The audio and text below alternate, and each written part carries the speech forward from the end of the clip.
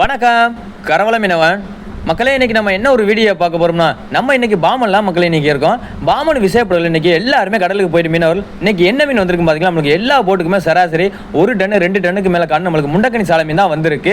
இப்போ தான் மீனவர்கள் எல்லாருமே கொண்டு வந்து நம்ம ஒரு ஆர்பரில் வந்து அடுக்கி வச்சிருக்காங்க.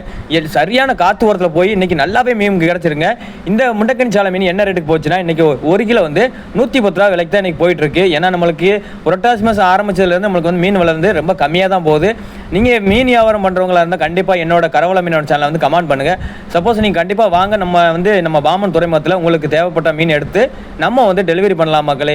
இப்போ தான் இறக்கி வச்சுருக்காங்க. ஆனால் நிறையா ஊர்லேருந்து வியாபாரி வந்திருக்காங்க. அதிகமாக வந்து நம்மளுக்கு கேரளா வியாபாரி தான் நிறையா வந்திருக்காங்க. ஏன்னா வந்து கேரளாவில் தான் இந்த மாதிரி மீன் வந்து அதிகமாக சேல்ஸ் ஆகுன்னு மீனவர்கள் எல்லாருமே சொல்கிறாங்க.